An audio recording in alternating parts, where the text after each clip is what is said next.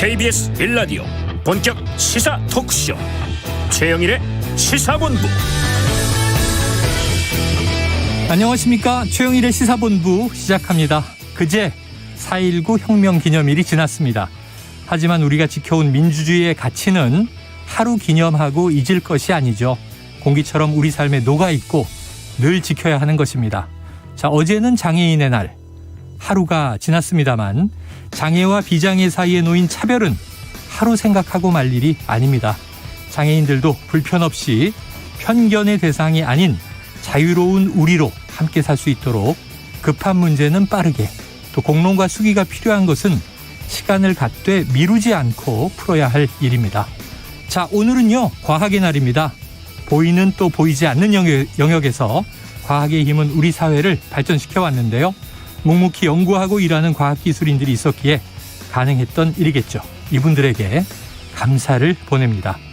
자, 오늘 수많은 일이 벌어지는 정치권에 묻습니다. 시민혁명의 가치를 지키고 있습니까? 장애인과 사회적 약자를 위한 권리를 신장시킬 일을 지금 하고 있습니까? 또 우리 정치의 과학적 사고, 즉 합리와 논리가 작동을 하고 있습니까? 만약 그렇다면 지금 정치의 모습이 많이 달라져야 할 텐데요. 최영일의 시사본부 출발합니다.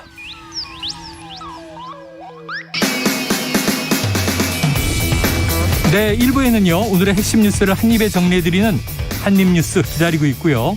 2부 10분 인터뷰 송영길 전 더불어민주당 대표와 서울시장 공천 문제에 대해서 직접 이야기를 나눠보겠습니다. 이어서 각설하고 시즌2 경제본부도 준비가 돼 있습니다. 한입에 쏙 들어가는 뉴스와 찰떡궁합인 이 디저트송 신청 늘 기다리고 있으니까요.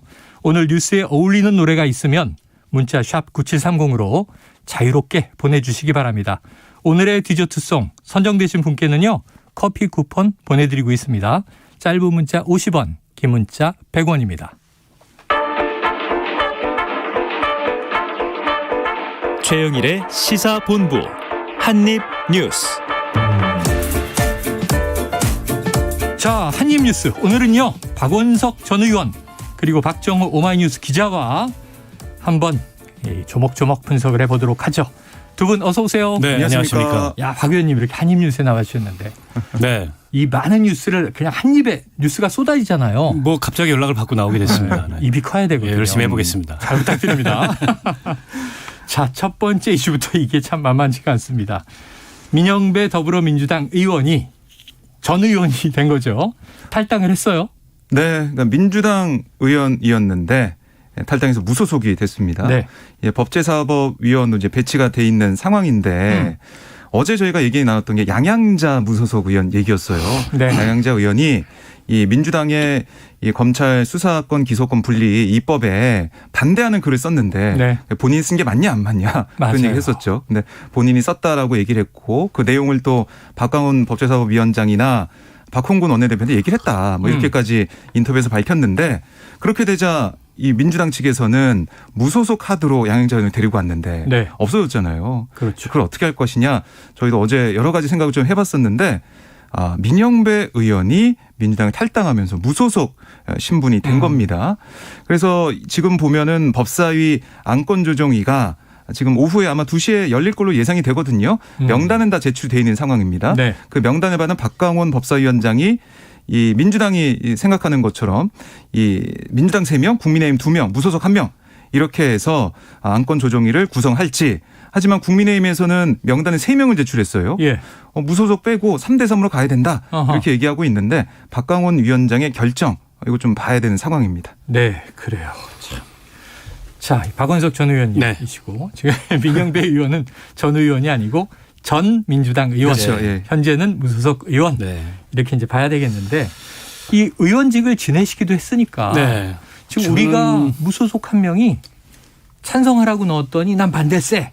그럼 민주당이 난감한 건 알겠고 그럼 보통 다른 무소속 의원을 설득을 해서 뜻을 같이 하는 분을 데리고 오거나 다른 당 의원인데 자, 검수완박에 좀 찬성해 주십시오. 설득을 하거나 그런 의지를 가지고 있는 분들 데리고 오거나 요건 생각을 했는데 현역 의원이 탈당을 했어요. 뭐 좀 어떻게 기상천외한 꼼수라고밖에 네. 볼 수 없을 것 같고요. 저 이제 그 상임위 안건 조정이라는 게 네.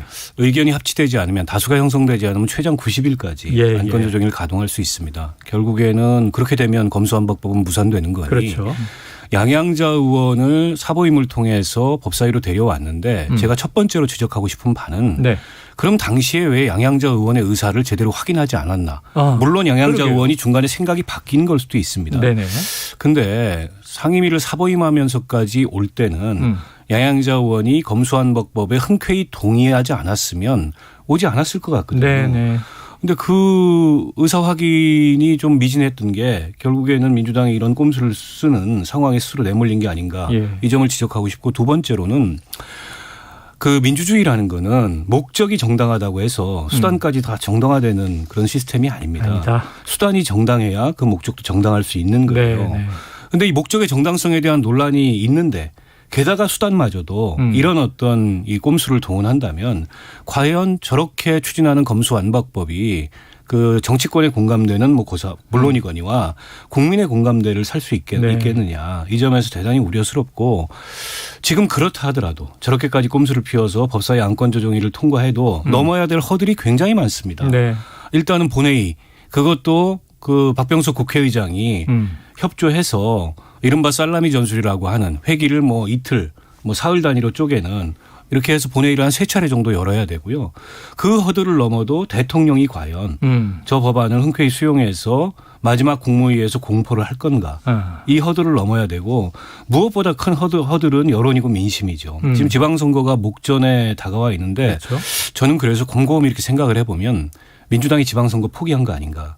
지방선거를 포기하더라도 본인들은 저 숭고한 개혁인 검찰개혁을 해야 된다고 주장을 하겠지만 제가 보기에는 이른바 양양자 의원도 뭐 폭로 비슷하게 얘기를 했듯이 네네. 그 검찰 수사의 칼날이 이 문재인 정부와 혹은 이재명 전 후보와 혹은 민주당에 미칠 거를 우려해서 서둘러 이렇게 졸속 입법을 강행하는 거 아닌가 이런 생각까지 네. 듭니다. 지금 이제 지방선거를 포기하면서까지 절박하게 이렇게 해야 하는 이유까지도 추측을 해 주셨는데 지금 언급을 잠깐 하셨으니까 박 기자님. 네. 그래서 양향자 의원이 뭐 SNS에 이제 나 검수완박 반대입니다. 그리고 연락 끊고 네. 결국 이 글은 의원실에서는 지라시입니다 했는데 본인 글로 확인이 됐고 그렇습니다. 그리고 본인이 사보임을 또 당했잖아요. 네. 여기에 대해서 지금 굉장히 쓴소리를 내놓고 있죠. 네, 뭐 언론 인터뷰, 조선일보의 인터뷰가 있었는데요. 여기서 검수완박법을 얼마나 많이 고민했는지 모른다. 근데 법사위 와서 봤더니 회의를 하고 봤더니 민주당 내 강경파, 그러니까 이게 철험회라고 있습니다. 네. 이런 분들이 망보관이었다. 또 강경파 모의원은 특히나 검수완박 안 하면 죽는다. 그리고 검수완박을 처리하지 않으면 문재인 청와대 사람 20명이 감옥 갈 수 있다. 이런 말들 들었다고 인터뷰에서 얘기를 했어요. 아하. 그래서 자신이 대충 하면 안 된다는 생각으로 열심히 법안을 공부했고 네. 이렇게 그냥 강행해서 안 된다.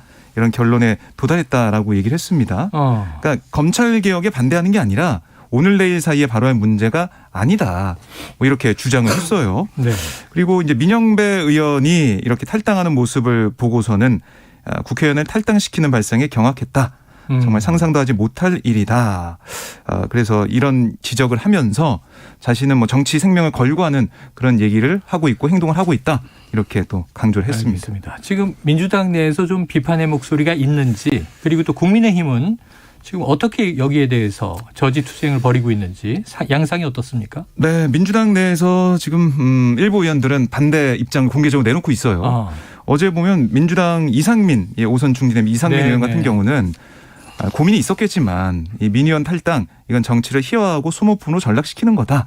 이렇게 얘기를 했고 조홍천 의원 같은 경우는 박원석 전 의원이 말씀하신 것처럼 절차적 정당성이 없으면 민주주의가 무너진다는 말이 있다. 국민들의 시선이 두렵다. 이렇게 박용진 의원 같은 경우도 이거는 묘수가 아니라 꼼수다 이렇게 지적을 했고요. 네. 지금 국민의힘에서도 이거야말로 입법 독재다라고 비판을 하고 있고 지금 국민의힘 의원들은 이제 국회 주변에서 대기를 하고 있는 그런 또 상황입니다. 아이고 이상민 의원이 또 패가 망신의 지름길이다 이런 네. 얘기까지 해서 지방선거를 어떻게 치르려고 그러는가.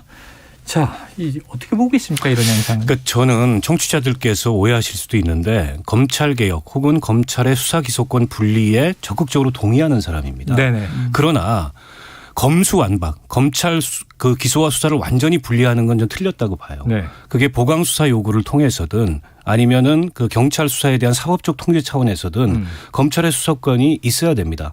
그러나 견제와 균형을 위해서 적절한 수사 기소 분리가 필요한 거죠. 네.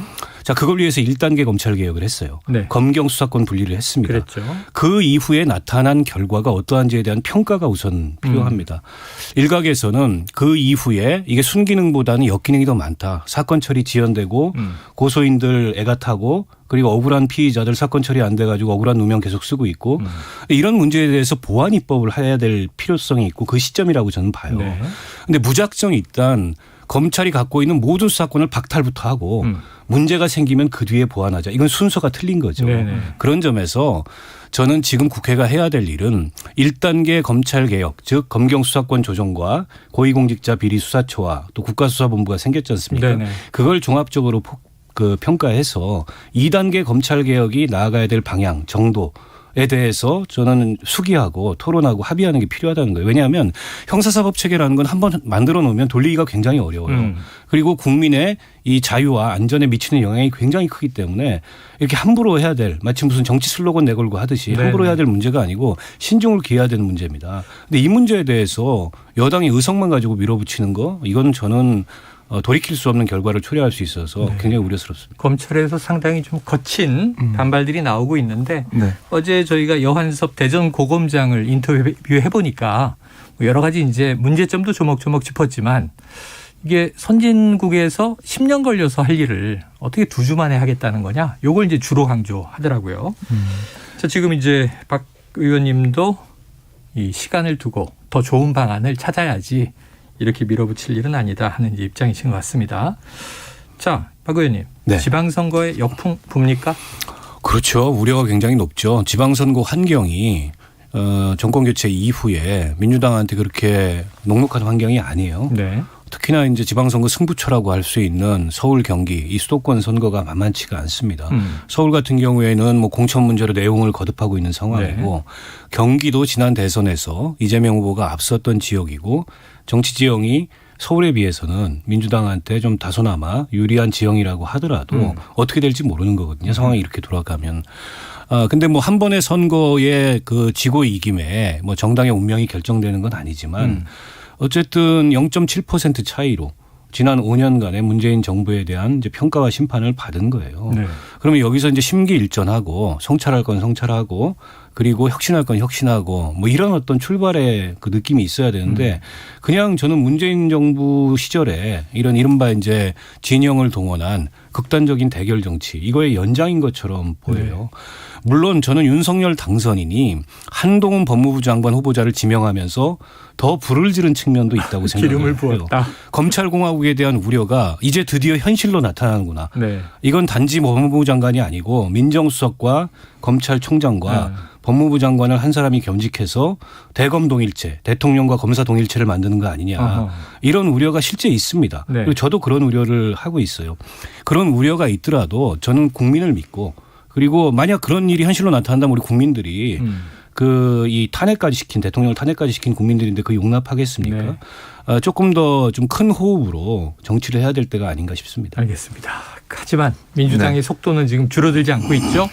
줄어들지 않을 뿐만 아니라 원래 바라보건대는 이번 주는 법사위를 넘고 아까 허들이라고 표현하셨는데 다음 주 목요일 28일 날 본회의를 예정한다. 이때 통과시킨다. 네. 근데 지금 박홍근 민주당 원내대표가 박병석 국회의장에게 본회의를 내일 열어달라. 네. 이렇게 얘기했습니까?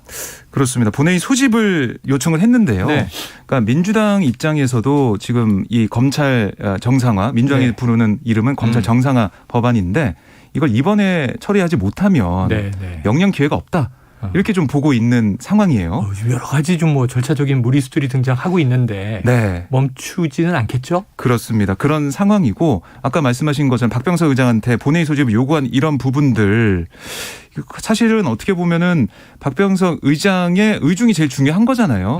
근데 민주당이 계속해서 뭐 내일 당장 본회의가 안 열릴지라도 네네. 계속 요구를 하고 그다음에 꼭 하겠다는 의지를 보여줌으로써 박병석 의장을 향해 메시지를 주는 그런 상황도 되고요. 네네. 그다음에 박병석 의장에게 이 검찰 수사권 기소권 분리에 대한 얘기를 계속하면서 민주당도 계속 앞으로 나아갈 거다라는 걸 강조하는 그런 모습을 보이고 있습니다. 강행 의지를 강조하는 것이다. 네. 자, 박병석 의장 열까요? 그 의장께서 어쨌든 미주 순방 일정을 취소하고 그랬죠. 이 상황 관리를 하겠다 네네. 남으셨잖아요. 가장 최근에 여야 원내대표를 만났을 때 각각의 그 접점들에 대해서 좀 보완된 의견을 가지고 더 수기를 해보자 이렇게 제안을 했어요. 네네네. 근데 이제 뭐 여당이 그럴 생각이 일단 없고 네. 야당도 뭐 반대 이외에는 이렇다 할 대안이 지금 없는 상황이에요. 그렇다 보니까 의장님이 중재를 할 수 있는 뭐 룸이랄까요? 이런 게 별로 없어요. 안 보인다. 마지막에 가면 결국에는 다소 변칙적이더라도 회기를 잘라가지고 네. 뭐 이틀 단위, 3일 단위에 본회의를 연속적으로 네. 열어서 네. 이 법을 통과시키느냐 아니면 그런 무리한 의사 일정에 동의하지 않고 좀 원칙적인 입장을 취하느냐 이 선택만 남게 되지 않을까 싶고요. 네. 일단 내일 뭐 본회의가 열릴지는 좀 지켜봐야 될 것 같습니다. 오늘 법사위에서 안건조정위를 통과하는 건 별로 문제가 없을 것 같아요. 예. 통과하면 민주당 시나리오대로라면 5월 3일 날 국무회의 테이블에 이 안건을 올리려면 한 그 세 차례 정도 본회의를 열어야 됩니다. 네네. 회기를 한 이틀 정도 네. 잘라서 아마 그 180석을 자신할 수 없기 때문에 필리버스터 중단 전술은 택하지 않을 것 같아요. 예. 왜냐하면 코로나 걸린 의원들도 좀 있으시고 민주당 의원들도 다 모인다는 보장이 지금 없는 네. 데다가 또 반발표도 나올 수 있고 네. 그래서 그런 리스크가 있는 방안이다. 차라리 회기를 잘라가자. 이 생각을 하시는 것 같은데 그건 전적으로 의장님한테 달려 있거든요. 그래서 저는 의장께서 제 개인적인 바람은 어쨌든 의회의 원활한 운영에 대한 책임이 있으신 분이잖아요. 예. 그리고 의회 민주주의를 지켜야 될 책임이 있는 분이고 그런 원칙 하에 여야 간의 합의를 계속해서 촉구하고 종용하는 게 맞지 않나 싶습니다. 알겠습니다. 자, 이 와중에 이제 잠깐 또 지방선거 전망에 등장한 이야기입니다만 지금 이 민주당의 비대위에 고민이 있습니다. 어제 회의에서도 결론을 못 내렸고요. 지금 이제 공천 어떻게 할 거냐예요. 특히 서울시장 공천 어떻게 할 거냐. 이게 뭐 이번 주 내로 결론이 안 나면 여러 가지 사단이 날 분위기로 흘러가고 있는데 지금 이 각 당의 공천들 어떻게 되고 있습니까? 네, 지금 민주당 같은 경우는 말씀하신 것처럼 제일 주목을 받고 있는 부분이 서울시장 후보 네, 누가 되느냐. 지금 송영길, 박주민 두 사람을 배제하는 전략 공간이 결정이 있었기 때문에 네. 비대위가 그걸 받아들이느냐 아니면 다른 대안을 내놓느냐 여러 가지 고심을 좀 하고 있는데 그래서 어제 이 시간에는 저희가 이렇게 이원욱 네. 위원장을 전화로 인터뷰했단 말이에요. 그렇습니다. 근데 어제 비대위에서 결론 못 내리고 네. 오늘도 오전에 서울 지역 초선 의원들을 만나서 간담회를 가졌어요. 네. 그래서 거기서 얘기 나온 것은 서울이 이제 전략 선거구니까 경쟁력을 볼 수 있는 데이터가 있을 거다. 그래서 그 데이터를 바탕으로 전략 공천에서 후보별 순위를 내서 1위 후보를 전략 공천하는 방식. 그러니까 이게 사실은 뭐 경선하는 그런 모습이기도 하고 경쟁력 평가로 경선을 한다. 그렇습니다. 예, 전략 공천이란 뭐 그 어떻게 보면 네이밍을 할 수 있으니까 네. 이런 대안도 좀 제시가 됐다고 해요. 이거를 윤호중 비대위원장이 또 박지원 비대위원장이 어떻게 받아들일지 네. 이게 좀 관심이 쏠리고 있고요. 그리고 이제 경기도 지사 선거 같은 경우는 지금 계속해서 4파전 진행되고 있고 다음 주 그러니까 일요일, 월요일 이렇게 여론조사가 진행됩니다. 네.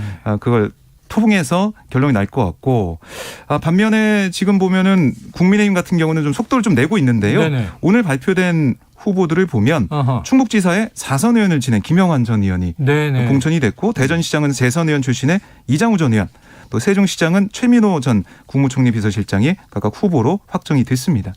그래요. 특히 이제 눈에 띄는 게 바로 이 충북지사 선거가 될 것 같아요 결국에는. 네네. 왜냐하면 노영민 전 비서실장과 단수 공천이 됐죠. 그렇습니다. 김영환 이 전 의원이 맞붙게 되기 때문에 또 두 사람이 같은 지역에서 고등학교 나오고 김영환 의원이 3년 선배로 제가 알고 있거든요. 고등학교 선배인데 또 같은 또 대학교도 나오고 해가지고 지난번에 이 국민의힘 원내대표 선거에 나오려다가 네. 지방선거로 선회한 김태흠 의원을 김태흠 의원도 확정이 됐습니다. 충남지사 후보가 네. 돼서 본선에 나가게 된 상황입니다. 그래요. 이제 수순대로 가고 있다. 어떻게 평가하세요? 뭐 크게 보면 국민의힘은 조금 속도가 나고 있는 것 같고요. 민주당은 난항을 거듭하고 있는 것 같고. 네. 저는 한 3군데 정도를 유의미하게 관측을 예. 하고 있는데 일단 서울시장 이 민주당 공천 문제는 네. 제가 좀 납득이 안 되는 게 송영길 그 대표가 대선 끝나고 사퇴했다가 예. 그리고 나서 다시 서울시장 나오겠다. 인천 지역에서 우선하고 인천시장까지 했던 네. 분이 일단 잘 납득이 안 되죠. 그래서 당내에서 반대의 목소리가 높았는데 문제는 당내에서 계속 그 반대하고 전략공천 얘기하고 다른 경쟁력 있는 네네. 후보 얘기했는데 대안을 못 찾은 거예요. 맞아요. 대안을 못 찾다 보니까는 결국에는 다시 원점으로 되돌아가는 듯한 느낌이고 특히 이제 전략공관위에서 송영길 대표 공천을 배제한다면 대안 카드를 갖고 배제하는 게 맞거든요. 직전 대표였고 현재 여론조사상으로 가장 경쟁력이 있는데. 네. 근데 그런 대안도 없이 배제하고 보자. 이거는 어떻게 보면은 제대로 된 어떤 공천 심사라기보다도 뭐랄까요? 약간 무슨 물밑에 잠복되어 있는 계파 갈등의 산물 이런 느낌이 좀 나서 이게 이제 선거 본선에 네. 미칠 부정적인 영향이 더 커졌다 이렇게 생각을 하고요. 두 번째는 국민의힘 경기지사 경선인데요. 내일 발표가 네. 나죠. 네네네. 저는 국민의힘이 과연 이제 좀 혁신된 보수정당, 새로워진 보수정당으로 탈바꿈할 수 있느냐, 아니면 도로 새누리당으로 돌아가느냐. 이 어떤 이 분기점에 경기지사 경선이 놓여 있다고 봐요. 그래요. 결국 김은혜 의원의 돌연 그 출마에 네. 윤핵관 내지는 윤심이 작용했다라는 게 거의 정설처럼 지금 확인이 되고 있는 네. 상황이고 유승민 그 전 의원이 핸디캡은 있지만 어찌됐든 간에 그 경기지에서 활동을 안 했기 때문에 네. 뭔가 좀 다른 보수의 면모를 보일 수 있는 그런 경쟁력 있는 후보, 확장성 있는 후보임이 맞는데 네. 이거를 이제 당내에 그런 윤핵관이나 윤심으로 누르는 결과가 나타난다면 저는 보수 정당의 혁신 좀 기대하기 어려울 거다 이렇게 네. 보고 세 번째가 이제 대구인데요. 지금 뭐 홍준표, 유영아, 김재원 세 분이 그렇죠. 경선을 하는데 김재원, 유영아 단일화는 무산됐습니다. 단일화 깨졌고. 굉장히 공학적인 거죠. 그 단일화가 된다면. 그리고 이른바 박심이 어느 정도 불 거냐. 네. 근데 여론조사 지표를 보면 그래도 대구 시민들이 상대적으로 이성적 판단을 하고 있는 게 아닌가. 이른바 탄핵당한 전직 대통령의 그 그림자 네. 이런 거에 좌우되기보다는 자신들이 생각하기에 이제 최선의 후보가 네. 지금 현직 대구의 지역의 의원이자 대선 후보에서 차점자로 경선에서 탈락했던 홍준표 후보다라는 거를 보여주고 있어서 거기는 아마 홍준표 후보의 가능성이 굉장히 높은 것 같은데 지켜봐야 되겠지만 그 세 군데가 어떻게 되느냐에 따라서 네. 이 여야 각각 정당의 내부 혁신이나 또 지방선거 전망이 달려있지 않을까 싶습니다. 지표를 짚어주셨습니다. 흥미가 아주 진진해지고 있습니다. 자, 지금 점심시간 이 12시 42분 넘어가서 43분으로 가고 있는데요. 교통 상황을 알아보고 오겠습니다. 교통정보센터의 김한나 리포터 나와주세요. 네, 시각 교통정보입니다. 먼저 중부고속도로 상황인데요. 남이 방면으로 서청주 부근 갓길에서 승용차 관련 사고가 났습니다. 이 여파를 받아서 부근으로 1km가량 정체되고 있고요. 곤지암 분기점 부근 1차로에서도 이동을 하면서 노면 도색 작업을 하고 있어서 곤지암 분기점 부근에서 밀리고 있습니다. 이전에도 동서울요금소에서 산곡 분기점까지 속도 내기 어렵고요. 경부고속도로 서울 쪽으로는 수원 부근 그리고 양재에서 반포까지 어렵고 반대 부산 쪽으로는 한남에서 서초 또 신갈 분기점에서 수원 나들목까지 밀리고요. 기흥동탄에서 동탄 분기점까지도 5km 구간 속도 내지 못하고 있습니다. 다음으로는 영동고속도로 강릉 쪽인데요. 서창 분기점 부근에서 월곶 분기점까지 3km 서행하고 있다가 반월터널 부근에서 부곡 나들목까지 7km 길게 정체되고 있고 또 북수원 부근 갓길에서도 고장난 화물차를 처리하고 있어서 주의 운전하셔야겠습니다. 이후로는 용인에서 양지터널 부근까지 6km 밀리고 있습니다.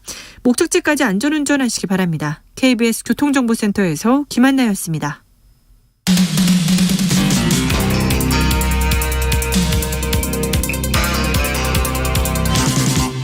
최영일의 시사본부. 네. 자, 청취자 4418님은요. 검수완박의 옳고 그름을 떠나 민영배 의원의 탈당은 비판받아 마땅합니다. 또 청취자 9693님. 검찰의 성역을 무너뜨리기가 이렇게 어렵군요. 지금 아니면 불가능하지 않을까요? 자, 청취자 의견 중에는 검찰 수사권을 또 폐지해야 한다는 의견들도 꽤 있습니다.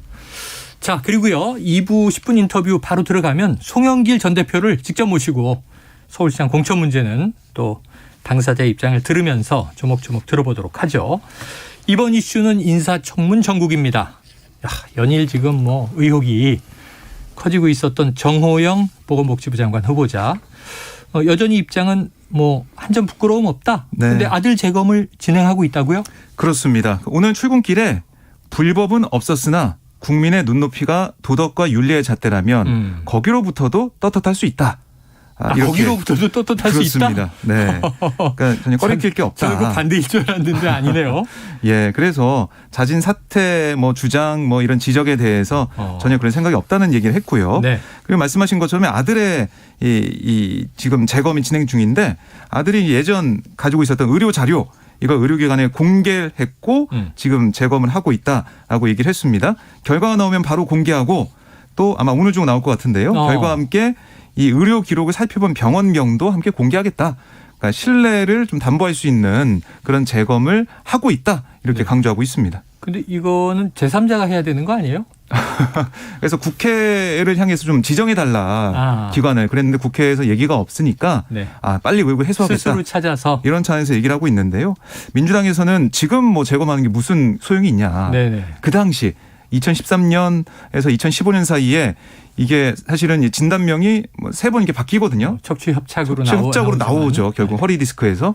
그게 어떻게 된 건지 보려면은 그 당시의 영상조를 봐야 된다. 이렇게 얘기하고 있습니다. 생각하기도 머리 아픈 게 어제는 요추육번이 있네 없네 가지고 의학적인 검토를 지금 시사 프로에서 하고 있으니 이게 좀 말이 되는가 하는 생각도 들었어요.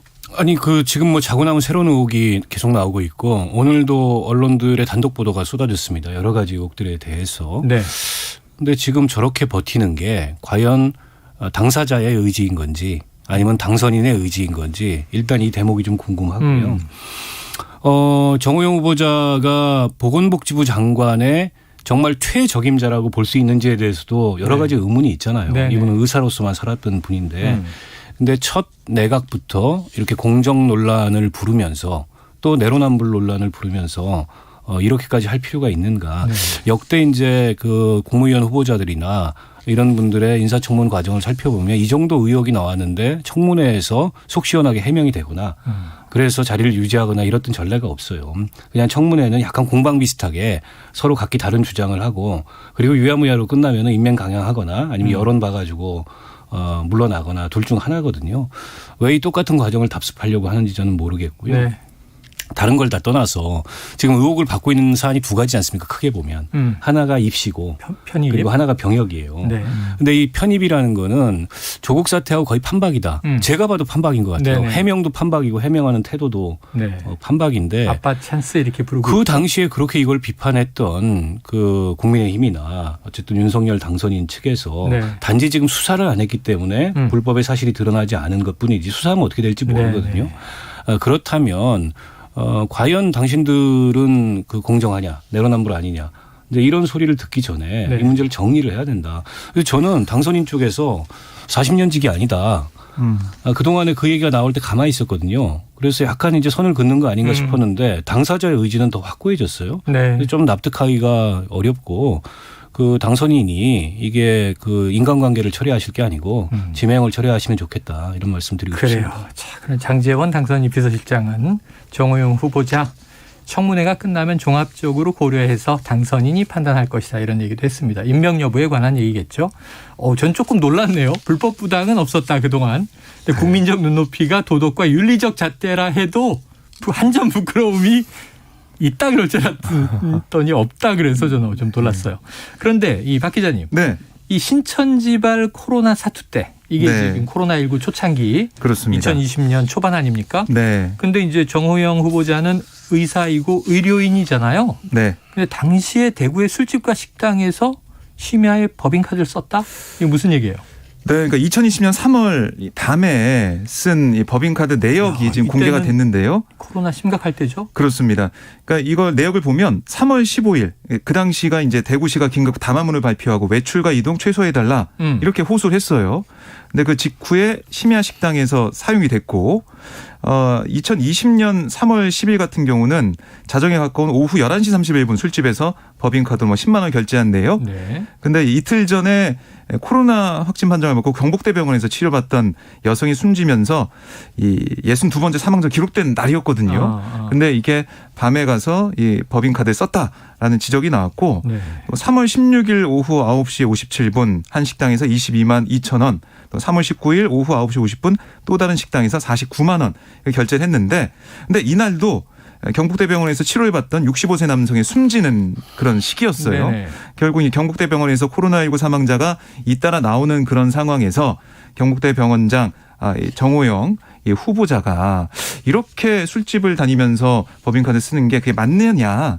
그게 좀 네. 의료인으로서 또 당시 그런 상황에서 맞는 행동이냐 이런 지적이 나오고 있습니다. 아니 제가 그냥 일반적으로 생각하면 이때는 경북대 병원장뿐 아니라 대구 지역의 모든 의료인들이 초긴장을 하고 그렇죠. 일종의 예. 계엄 상태였죠. 대구가 당시에. 네. 그리고 대구에 이제 의료인들이 부족해서 의사 간호사들이 그럼요. 네. 자원에서 뭐 수도권에서 문 닫고 내려간 분들도 많고 그래요. 네, 네. 그런데 이분이 3월 10일, 3월 15일, 3월 16일, 3월 19일 심야에 이렇게 술값 결제를 많이 했다. 자, 이게 지금 어떻게 이해를 해야 될까요? 여러모로 굉장히 부적절하고요. 제가 이번에 그 전반적인 인사 과정을 보면서 제일 크게 문제의식을 느끼는 게 네. 검증이라는 게 과연 있었나 싶은 생각이 들 정도입니다. 지금 정호영 후보자뿐만이 아니라 네. 다른 후보자들도 의혹들이 계속 나오고 있어요. 네. 근데 인수위 기관이고 이게 정보 검증하고는 좀 다를 수 있다고 하지만 정부에 축적된 시스템을 충분히 활용할 수 있었거든요. 근데 이제 그런 선택을 하지 않았고 윤석열 당선인의 검찰 시절 측근이었던 주진우 전 동부지검 검사장을 팀장으로 하는 팀을 꾸려서 자체 검증을 했는데 거의 검증을 안 한 것 같아요. 네. 그러면 과연 이거는 그냥 내 식구는 대충 봐주고 남에게 드리웠던 그런 가혹한 잣대는 그때의 얘기고 이게 또 다른 내로남불 아닙니까? 그래서 윤석열 대통령 당선인이 대통령이 되기까지 국민들이 거기에 힘을 실어줬던 건 살아있는 권력도 수사하는 그런 결기와 그다음에 공정이라는 가치였거든요. 근데 정권 시작부터 이런 공정이라는 가치와 어울리지 않는 이런 모습이 나타나는 거는 앞으로의 인사에 있어서도 내 편 챙기고 내 편 그냥 봐주는 이런 네. 인사가 반복되지 않을지 굉장히 우려스러워요. 알겠습니다.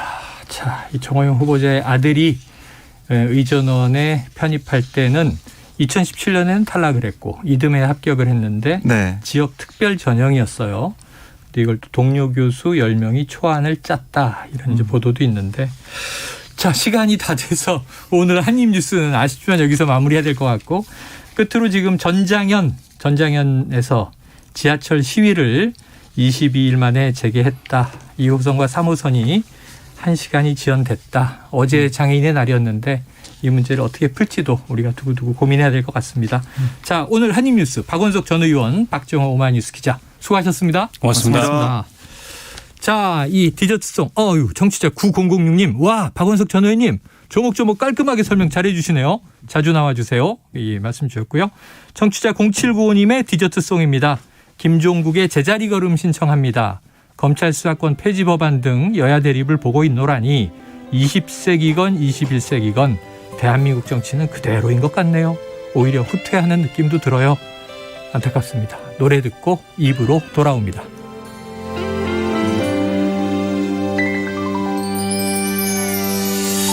죽도록 힘겨워도 몸소리치게 외로워도 너를 그리워하지 않는 게 더 쓸쓸한 일인데 늘 네 생각 하나에 살고 하루를 다 써도 모자라서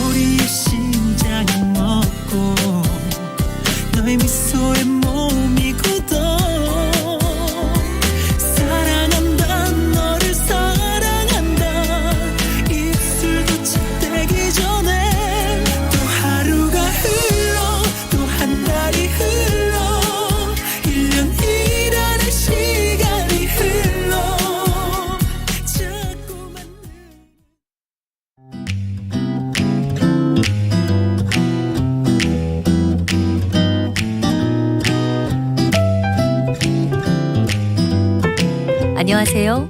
바른말 고운말입니다. 라면이나 칼국수 같은 국수 종류는 시간이 많이 지나면 퍼져서 보기에도 맛없어 보이고 실제로도 그렇죠. 국수가 그렇게 되기 전에 어서 드시라고 말할 때 보통 국수가 불면 맛이 없으니까 불기 전에 어서 드세요라고 말하는 것을 종종 들을 수 있습니다. 그런데 이 문장에는 잘못된 곳이 두 군데나 있습니다. 먼저 물에 젖어서 부피가 커진다는 뜻으로 말할 때는 불다가 아니라 부 밑에 디귿 받침을 쓰는 붓다를 쓰는 것이 맞습니다.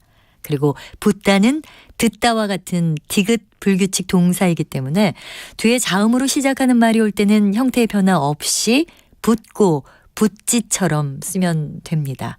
하지만 뒤에 모음으로 시작되는 어미가 올 때는 디귿이 리을로 바뀌어서 국수가 부르면 또는 체중이 불어서와 같이 됩니다.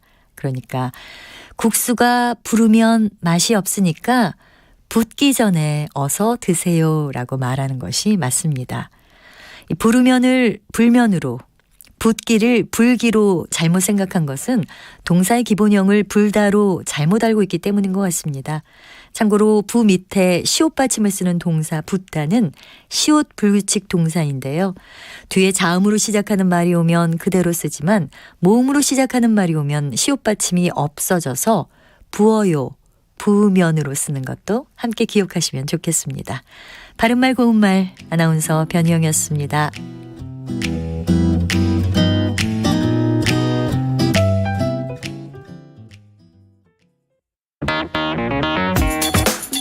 시사는 뜨겁다. 조직적으로 움직였다는 의심이 드는 사건입니다. 아니 정치 권력이 더 두 번째는 세죠. 뭐냐면 정말 진짜 그건 지금 김영남 의원 때론 차갑게 식혀야 할 때도 있다. 그러니까 너는 죄가 있어. 이렇게 판단하는 건 잠시만요. 그만 문제라고. 그만 잠깐 끊고 가겠습니다. 시사는 시원하다. 이처럼 서거 화장실을 이용하면 배설물을 한 곳에서 처리할 수 있으니까 온실가스 배출량을 획기적으로 줄일 수 있다고 하는군요. 시원한 바람처럼 기분 좋은 소식이 있다. 시사의 핫앤쿨 KBS 1라디오에 다 있습니다. 평일 저녁 7시 20분 정준희 교수의 KBS 열린 토론, 평일 밤 10시 5분 김성환의 시사야. 많은 청취 바랍니다.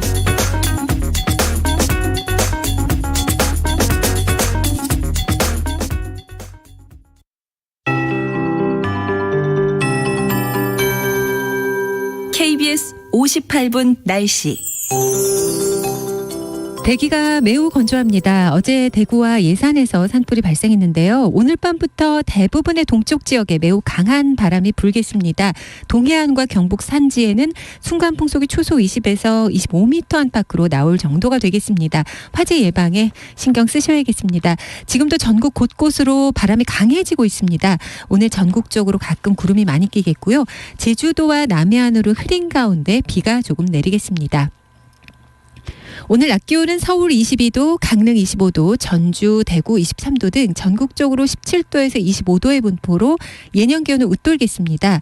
내일은 서울의 아침 기온 13도, 낮 최고 기온 19도로 전국적으로 16도에서 29도의 분포 예상되고 있습니다. 내일은 기압골이 북쪽을 통과하기 때문에 아침과 낮 사이 중부지방으로 5mm 미만의 비가 뿌려지겠습니다. 천둥, 번개, 돌풍이 동반되는 곳도 있겠습니다. 오늘 미세먼지 농도는 양호하지만 오존 농도 자외선 지수는 높다는 것 참고하시면 좋겠습니다. 그리고 오늘은 제주 남쪽 해상을 지나는 기압골의 영향을 받기 때문에 전국적으로 흐린 날씨를 보이고 있고요. 제주 쪽으로 약간의 비가 내리겠습니다. 지금 서울의 기온은 20.6도입니다. 강혜종입니다.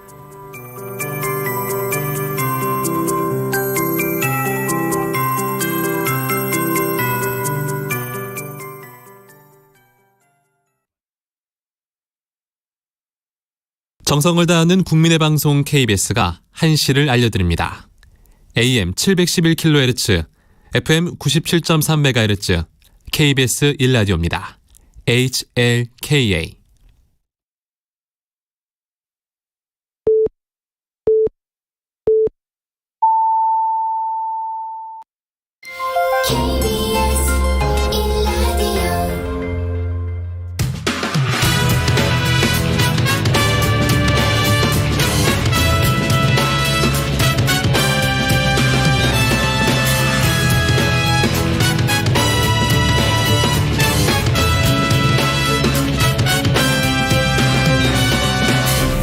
KBS 1라디오 최영일의 시사본부.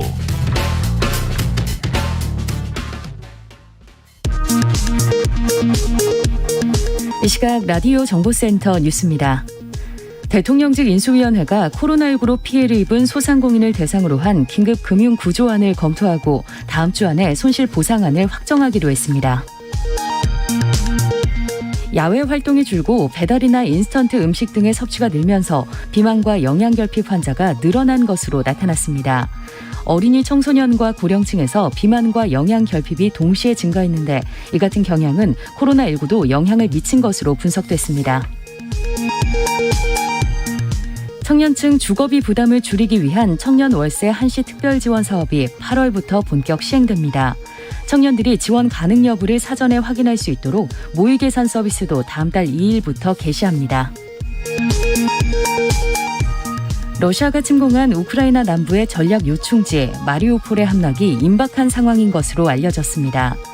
로이터, AFP 통신 등은 러시아군이 마리우폴 내 우크라이나군의 최후 항전지인 아조우스탈 제철소를 현지 시각 21일 내에 점령할 것으로 내다봤습니다. 지금까지 라디오 정보센터 조진주였습니다.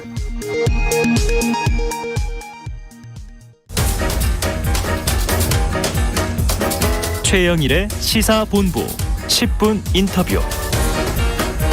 네, 민주당 비대위가 서울시장 공천 문제에 대해서 간밤에 논의를 했지만 결론을 내리지 못했습니다.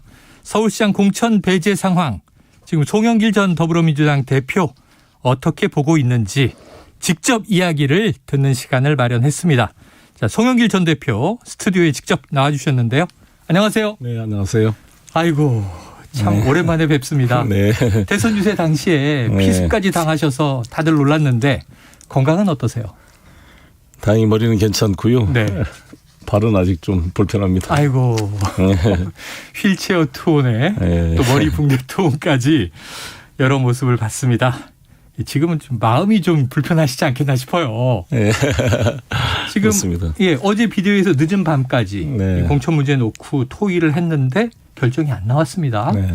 오늘 중으로 결론을 낸다고는 하는데 지금 속보가 언제 나오나 기다리고 있거든요. 네. 지금 심경은 어떠십니까? 뭐 당이 현명한 결정을 할 것으로 봅니다. 네. 그리고 요즘에 수백 명의 우리 신입 당원들이 이렇게 당사 앞에서 경선을 요구하며 이렇게 집회를 해주신 거에 대해서 고맙다는 심정을 아까 11시에 가서 피력을 하고 왔습니다. 아, 그 앞에 가서 직접 그 지지하시는 분들이죠. 네네. 당원분들. 네. 자, 이건 뭐 만약 가정이지만 지금 전략공천위의 결정, 배제 결정에도 좀 놀랐는데 비대위가 공천 배제 결정을 확정한다면 어떻게 입장을 취하실 거예요? 이건 또 보고 나서 판단하겠습니다. 근데 제가 항상 강조하는 것은 송영길이 문제가 아닙니다. 제가 이 시장 선거를 출마한 계기도 그렇고 우리 당이 서울시장을 이길 수 있는 정말 우리 당원들의 에너지가 모일 수 있는 그런 후보를 찾는 것이 중요하죠. 그런 대안이 있기를 바라는 거죠. 이길 수 있는 후보 대안을 찾는 게 중요하다. 송영길이라는 개인의 문제가 결코 아니다. 그렇습니다. 그래요. 자, 전략공천위의 공천 배제 소식을 듣고 이원욱 전략공천위원장과 통화도 하셨다고 알려졌는데 어제 이 시간에 바로 이제 이원욱 위원장 저희가 인터뷰를 했거든요. 어떤 이야기를 좀 나누셨어요? 어떻게 이런 결정을 하게 됐는가? 뭐 알려진 것처럼 대선 패배 책임을 진 당대표가 나온다는 게 적절치 않다. 그게 선거에 도움이 안 된다. 이런 판단인 거죠. 다만 이제 어제 그 이 위원장 얘기를 들어보니 이게 뭐 확정 발표한 바가 없고 이야기가 흘러나가서 곤란하게 됐다 이런 얘기를 하시더라고요. 결정은 비대위에 봅시다. 구조상으로 이제 비대위의 위임을 받아 전략위원회가 논의를 해서 그 결과를 비대위에 보고하면 비대위가 그걸 참고해서 최종 결정을 할 텐데 왜 중간에 이것이 알려지게 됐느냐 이에 대해서 좀 윤호중 위원장도 문제 제기를 한 것 같습니다. 근데 저는 뭐 그런 문제 제기를 할 수는 있지만 지금 이 중요한 사건에 그거는 좀 지엽적인 문제이고 흘러나간 거예요. 중요한 것은 이게 몇 사람이 밀실에서 결정할 문제가 아니라 모든 당원의 총의와 에너지를 모아서 근거를 가지고 결정해야 되는 게 맞다고 봅니다. 그래서 그리고 이원욱 위원장께서도 고민을 했겠지만 예. 송영길 개인을 가지고 왜 그렇게 그게 전략 결정이라고 보기는 좀 미흡하잖아요. 네네. 아니 다른 대안을 준비해 놓고 그렇죠. 이 사람으로 했을 때 확실히 서울 선거 승리를 담보할 수 있다 이런 걸 제시하고 나서 이야기하는 문제지. 그게 지금 어제 오늘 가장 비판받는 대목이 그렇습니다. 더 훌륭한 인물이 있어서 뭐 기존의 인물들 일부를 이런 사유로 배제한다라고 하면 차라리 납득할지 모르겠지만 아무도 준비된 인물이 지금 없더라고요. 그냥 기대해달라 이런 얘기로 이제 마무리를 했는데 자, 그 얘기를 짚어주셨습니다. 자, 지금 손혜원 전 의원이 지금 여러 보도에 등장하고 있는데 이 보도가 나가기 전에 송 전 대표의 컷오프 소식을 먼저 알렸어요. 그럼 이게 좀 얘기가 돌았다는 게 되는 건가요? 아니 한 위원 중에 한 분이 페이스북에 올렸어요. 아이고. 그런데 다 공개적으로 알려지게 된 겁니다. 그럼 이게 보도의 문제가 아니라 위원회 내부적인 문제라고 봐야겠군요. 내부에 반발이 있었던 거죠. 알겠습니다. 자, 이 컷오프 소식에 송 전 대표님 자해 행위다 이런 표현 쓰셨어요. 자, 어떤 의미로 해석을 할까요? 아니 우리 민주당의 저뿐만 아니라 박주민 의원님, 정봉주 의원님, 김진애 의원님 다 세 분 다 내노란 분들 아닙니까? 다 도시공학 전문가의 정치적인 경륜과 이게 있는 분들인데 이분들을 돈 700만 원씩 내고 경선 등록, 후보 등록 다 했어요. 당헌 당규에 따라. 그리고 적격 심사를 다 통과했습니다. 당의 후보자 적격 심사. 그런데 다 경선에 배제해버리고 결정을 하면 저를 포함해서 이분들을 지지하는 당원들이나 이런 분들이 힘이 짧은 시간에 모이기가 힘들죠. 그렇지 않습니까? 맞습니다. 지금 말씀하신 4명의 후보군 중에 오늘 이게 송 전 대표님 나와주시면서 박주민 의원 빼고는 다 여기 나와서 내가 시장이 되면 이렇게 하리라. 정봉주 전 의원이나 박주민 의원도 오늘 얘기했거든요. 페북에 이렇게 경선에 배제하면 중대 결단을 하겠다라고 페북에 올렸어요. 그렇습니까? 지금 그러니까 이제 아니 저는 저를 전략 공천하더라도 반대한다 그랬어요. 경선을 하자. 물론 모든 걸 경선 원칙으로 할 수는 없습니다. 당이 30%는 지도부가 필요할 때 전략으로 하도록 돼 있어요. 근데 이제 그런 전략으로 한다는 것은 압도적인 우위와 뭔가 정말 이 지금에 있는 나온 후보로는 도저히 비교가 안 되는 것은 우위가 있을 경우에나 적용되는 거지. 그렇다고 볼 만한 후보가 없잖아요, 사실. 이 짧은 시간에 교수님이나 다른 직종, 정치가 아닌 직종에 하시는 분들을 급박히 불러내서 선거를 준비하기가 불가능합니다, 실제로. 정치를 안 해보신 분이 갑자기. 그렇잖아요. 그렇죠. 그래서 대표님은 나오시면서부터 경선에 붙여달라. 제가 그 말도 했지만 박영선 의원님은 정치에 그래도 사선 경륜을 가지신 분이었잖아요. 근데 중소벤처기업 장관을 맡아서 아주 열심히 잘하고 계셨어요. 정말 욕심 같아서는 더 좀 오래 해주고 싶었으면 하는 바람이 있었지만 그때 이낙연 대표 때였죠. 4.7 보궐선거에 다른 후보가 없어 급히 모신 거잖아요. 그러다 보니까 이 준비가 좀 저희들도 제대로 당해서 뒷받침이 안 된 면이 있었어요. 그래서 죄송한 마음이 있었습니다. 그 정치를 하시던 분도 갑자기 이게 모시면 그 준비가 부족한데 정치를 안 해보신 분을 갑자기 이 선거 나가라 지금 40일도 채 안 남았는데 불가능합니다. 괜히 그 영역에서 나가시는 분이 인생을 망가뜨릴 수가 있습니다. 무책임한 짓이 될 수 있습니다. 자, 아까 말씀하셨던 대로 이원욱 위원장은 컷오프에 대해서 대선 패배 책임이 있다. 이제 굳이 이유라면 요건데 이 지금 대표님께서 대선 패배 책임 선대위와 지도부에 다 있는 거 아니냐. 자, 선거대책위원회도 있었고 당시에 당 지도부도 있었습니다. 이렇게 반문을 하셨는데 그렇다면 이제 궁금한 대목이 이거예요. 이 공천 배제에 뭔가 물밑에 숨은 이유가 있는 거 아니냐. 개파 문제도 좀 나오고 지금 어떻게 해석을 하세요? 당 대표로서 제가 책임이 가장 큽니다. 그래서 제가 군말 없이 상당수는 왜 잘 싸웠다. 마지막 부상 투혼 머리에 테레까지 담으면서 싸웠는데 뭘 송영길이 잘못했냐. 계속 지방선거에 해달라는 요청도 많이 있었습니다. 그러나 제가 깨끗하게 사퇴를 했잖아요. 그 책임을 진 거고. 근데 이제 그건 별개로 그 이후에 그럼 왜 다시 소환됐느냐. 이게 차출이냐 자출이냐 이런 논란도 있었습니다만 제가 개인 정치 프로그램에 나왔다면 이런 이 우리 풀뿌리 당원들이 몇백 네. 명씩 이렇게 당에 모여가지고 이렇게 저를 지지하는 연좌 농성을 할 수가 있습니까? 네. 저한테 수백 통의 격려 메시지와 3,000명의 당원들이 서울로 이사 오라고 2,424원 1억이 넘게 돈을 후원금을 보내줬는데 이게 어떻게 내가 조정해서 네, 네. 자출해서 이게 되겠어요. 네. 그러면 내가 이런 모명감을 받으면서 하고 싶은 생각도 전혀 없어요. 네. 저도 인천시장까지 한 사람이고 5선 의원 한 사람이 뭔 서울시장이 중요하다고 내가 제 정치 경력이 하려고 그러겠습니까? 네. 그러나 이것은 제 개인으로는 우리 당이 이 서울시장 선거를 포기할 수 없는 중요한 선거이고 또 서울 시민들의 그런 요청이 있고 네. 그 책임에 부응하고자 하는 것이기 때문에 대선 패배에 책임을 지는 것은 지고 제가 사표를 낸 거고 그와는 그 이후에 네. 이러한 어려운 선거에 특별한 후보가 지금 안 보여서 사실상 서울시장을 포기한 것처럼 비춰지고 있는 이 상황에서 네. 당원과 지지에 대한 책임을 지기 위해 불쏘시개가 되었다고 나온 것도 네. 하나의 책임지는 자세다 이렇게 보는 거죠. 네, 그렇습니다. 그래서 이제 차출론이 초기에는 우세했는데 네. 뭐 일부 이제 서울 지역 의원들의 반발 네. 여기서 지금 배제까지 이어져 왔는데 자 혹시 이 지금 공동 비대위원장도 컷오프 사실을 몰랐다는 거잖아요. 네. 그러면 실제로 컷오프를 주도한 인물이나 세력이 있습니까? 잘 모르겠습니다. 네, 잘 모르겠다. 네. 이렇게 답을 하셨어요. 자, 민주당에서 지금 박영선 전 장관 전략공천 카드를 유력하게 검토하고 있다. 이런 기사가 나오던데 나올 가능성 있다고 보십니까? 잘 모르겠습니다. 혹시 뭐 의사 타진해 보신 바는 없고요. 네. 자, 이게 어떻게 될까요? 지금 그래서 뭐 누가 나올지는 참 오리무중입니다.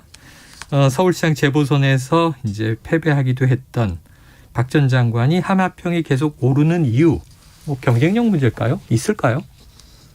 그건 저한테 물어볼 문제는 아닌 것 같고요. 예. 그것도 당이나 공간이나 혹은 이제 뭐 혹시 후보로 나온다면 본인이 직접 얘기하실 문제다. 자, 이낙연 전 대표의 경우를 한번 보죠. 네. 서울시장 불출마 선언을 했는데 네. 추대 여론이 완전히 사라진 것 같진 않아요. 네. 그렇다면 이것도 뭔가 당내 좀 세력의 영향, 효과가 작동하는 겁니까? 제가 알기로는 뭐 전혀 하시겠다는 의사표시를 한 적이 없는 것으로 알고 있습니다. 네네네. 예, 예. 의사표시를 하신 적도 없고 네. 물어보니 네. 고사를 했다. 이런 보도까지 나온 상황이었어요. 어제 청와대에서 만나 뵀습니다. 아, 어제 청와대에서 뵀습니까? 오찬이 있었습니다. 아. 이제 전직 총리 장관, 네네. 뭐 장관급 각기위원회, 제가 북방경제 초대 협력위원장을 그러셨죠. 맡았기 때문에 네. 초청이 됐습니다. 그러면은 지금 뭐 거론되는 인사들을 다 어제 보셨겠네요. 네, 정세균 총리님, 임종석 실장님, 네. 박영선 장관님 다 아이고. 인사를 했습니다. 한 자리에 바로 어제 점심에 모였는데 네. 자, 문제는 지금 다른 후보에 대해서는 지금 어떤 입장인지 모르겠다. 이낙연 전 대표의 경우는 나온다는 이야기도 한 바가 없다. 자, 이 공천 배제 이슈 때문에 좀 묻힌 감이 있습니다만 송 전 대표님의 서울시장 출마 선언 지난 일요일이었기 때문에 불과 며칠 안 됐습니다. 사실. 네, 그렇습니다. 자, 이날 거리에 많은 지지자가 몰렸다는 보도가 있었고요. 그리고 어제는 또 송 전 대표에 대한 공천 배제 반대 집회도 열렸다고 하는데 아까 지지자들의 응원과 성원 때문에 내가 이렇게 나오게 됐다. 차출이다 말씀하셨는데 지금 이 지지의 분위기는 어떻게 좀 감지하고 계세요? 예, 좀 감동스러울 정도입니다. 뜨겁습니까? 정말 20대 젊은 여성 당원, 남성 당원들이 네. 이렇게 자기 일도 아닌데 자기가 출마하는 것도 아닌데 그분들이 무슨 구의원, 시의원 출마 준비자도 아니고 그런 네. 이해관계로 온 것도 아니고 오로지 순수한 마음으로 이 민주당에 대한 애정, 네.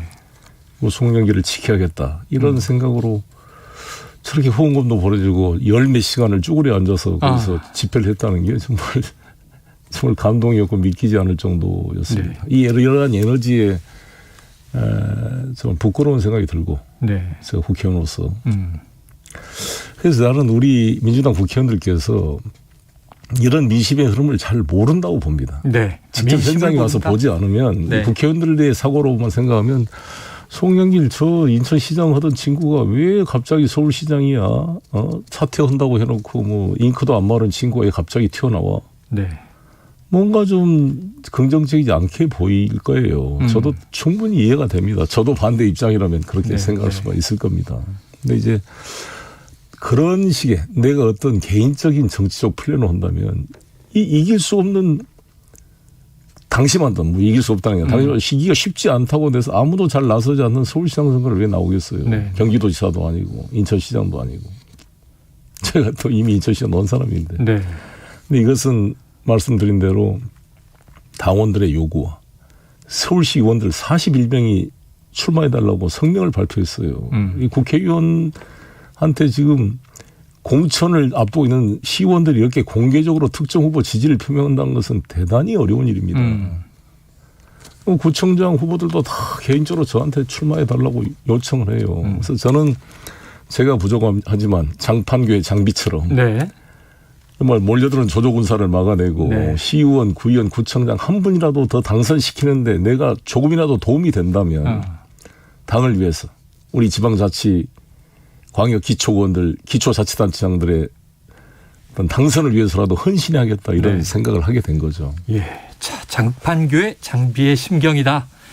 자, 지금 말씀하셨습니다만 지금 서울시가 민주당의 어느새 험지가 돼 있고요. 그렇습니다. 지금 뭐 여론조사상으로도 보면 오세훈 현 서울시장, 국민의힘에서는 그냥 이제 후보 확정이 됐는데 지금 여러 가지 부담이 있으실 수 있을 것 같아요.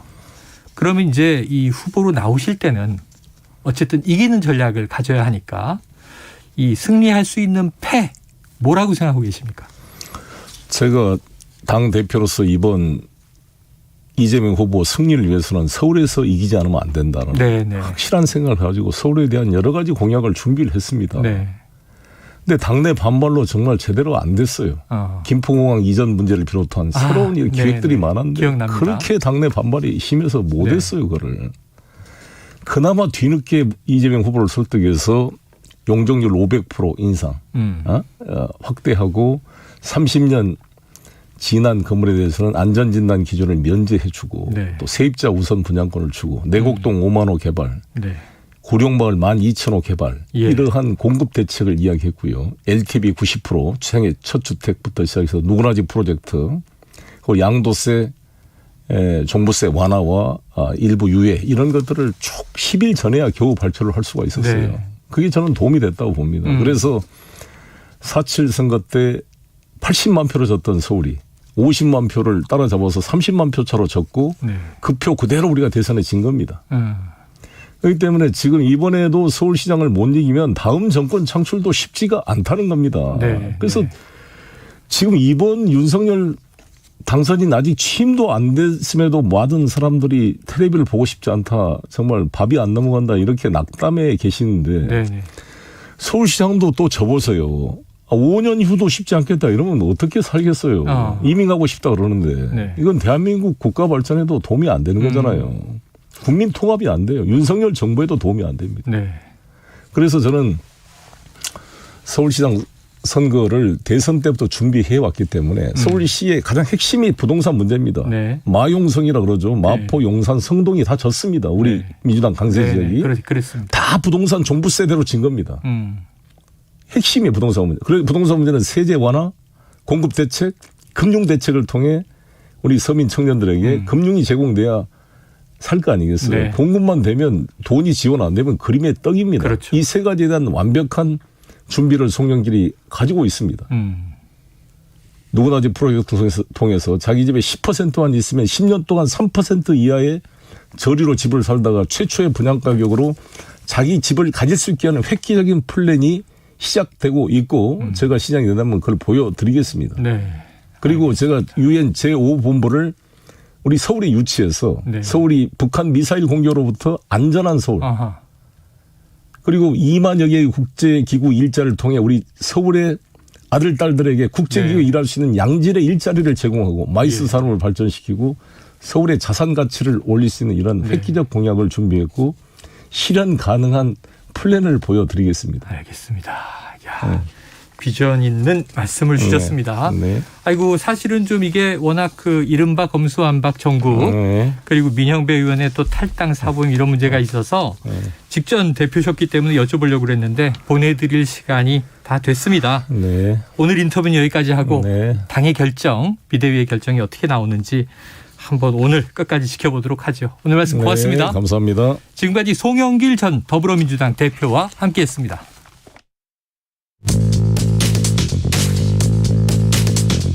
최영일의 시사본부는 여러분과 함께합니다.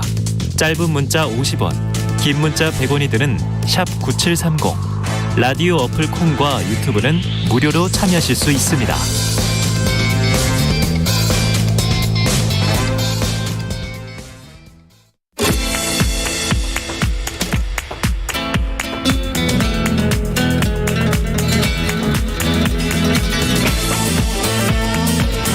네, 정치권의 허심탄회한 속내를 들여다보는 시간이 왔습니다. 바로 각서하고 시즌2 더불어민주당 전 상금 부대변인 현근택 변호사 나오셨고요. 어서 오십시오. 네, 안녕하세요. 현근택입니다. 예, 자, 윤석열 인수위 청년소통 TF 단장 장혜찬 평론가 함께합니다. 어서 오십시오. 안녕하세요. 장혜찬입니다. 네, 되게 바쁘실 것 같은데 왜 이렇게 얼굴색이 좋아요? 아, 그래요? 네. 새로운 정부를 향한 기대감으로 네, 얼굴색이 나날이 하루하루 좋아질 다가오고 수밖에 있습니다. 없습니다. 네. 청와대가 개방되면 얼마나 좋을까 그 생각하면 얼굴색이 좋아지는 거죠. 5월 10일 자정을 기원하면서 장혜찬 평론가의 이제 표정이 얼굴빛이 낯빛이 좋습니다. 네, 악플로 올라오는 소리가 들리네요. 네.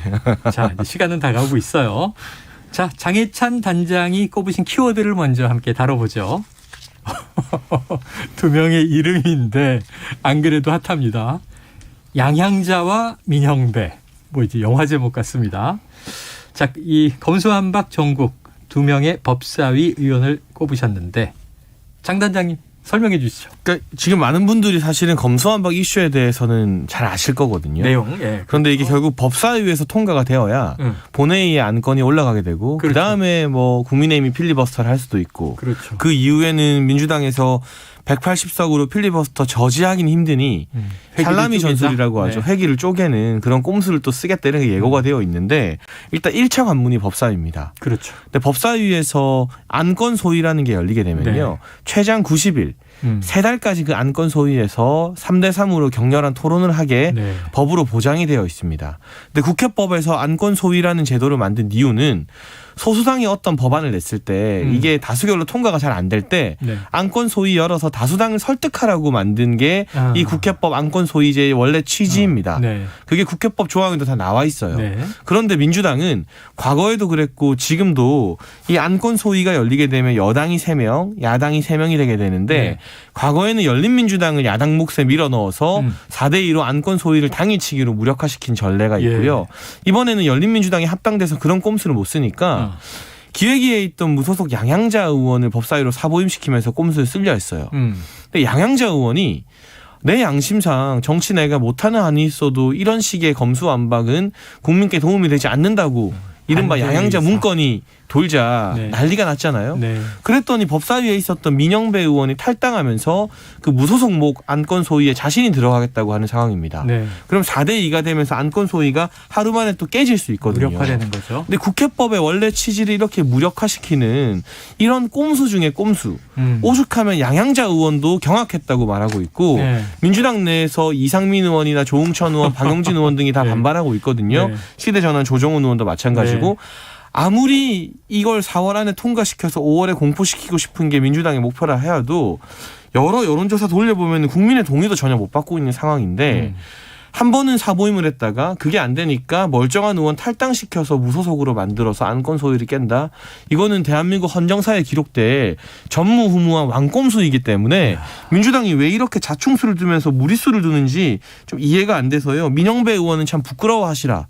역사에 기록될 것이다. 네. 그리고 양향자 의원 같은 경우는 굉장히 용기를 낸 의원으로 양심을 지켰다. 네, 역사에 기록될 것이다라는 대비의 그래요. 차원에서 두 분을 꼽았습니다. 대비의 차원에서 지금 꼼수 중에 꼼수, 왕꼼수, 꼼꼼수 등장했는데 그럼 현근택 변호사님 반론이 있습니까? 뭐 할 말 별로 없죠. 뭐. 아, 꼼수 맞습니까? 아니 근데 저는 좀 이해가 잘 안 가는 게 네네. 저도 뭐 아직 뭐 원내 생활을 안 해봤으니까 모르겠는데 네. 이 사보임하면 상식적으로는 양향자 의원한테 물어볼 것 같거든요. 네네네. 어떤 입장인지 그거에 대해서. 아, 그렇죠. 왜냐하면 이제 위원회를 바꾼 거니까 안에 있던 분도 아니고. 근데 안 물어봤을까 싶기도 하고. 네. 근데 물어봤는데 입장이 바뀌었는지 저는 제일 그게 궁금해요. 그러니까 원래는 물어보고 입장을 맞추면 이게 물론 이제 어차피 욕 먹는 순서인데 한 번 먹으면 될 거 지금 2번 먹는 셈이잖아요. 그렇죠. 어차피 맞습니다. 뭐 지금 말씀하신 것처럼 뭐 꼼수 아니냐는 걸 할 수 있는데 그래서 약간 우리 지금 이제 당내가 지금 뭐 공천 아까 지금 앞에 송 대표님 나왔습니다만 이것 때문에 시끄러워서 파악이 안 된 건지 그래서 저는 좀 그 부분이 좀 미스라고 보고요. 예. 네. 그리고 사실은 뭐 어찌 보면 뭐 지금 말씀 다 맞는 얘기죠. 지금 실제로 왜냐하면 이게 뭐 안건 조정이라는 게 시키라고 있는 건데 취지가 있는데. 근데 또 이제 또 안건 조정한다고 조정이 잘 되지도 않아요. 그동안 보면은 그게 어찌 보면 이제 타협을 책을 찾아가라는 거거든요. 네. 근데 저는 그래서 박병석 의장이 중요하다고 보는데 뭐 일단 뭐 검찰은 좀 적극적으로 나오고 있거든요. 대안을 자꾸 제시하고 있어요. 네, 예를 들어서 뭐 수사권 폐지하도록 뭐 예를 들어서 지휘권 남겨놓는다든지 아니면 뭐 미국처럼 대배심을 하자 여러 가지 안이 나오고 있거든요. 뭐 시민 참여하자. 그렇죠. 시민 참여라든지 나오고 있어서 저는 차라리 지금 국민의힘 쪽에서도 이게 결국은 큰 방향으로는 가는 게 맞아요. 제가 보기에는. 그리고 대부분의 뭐 99.8% 정도 수사는 거의 경찰이 하고 있거든요. 지금도 6대 범죄도 마찬가지고.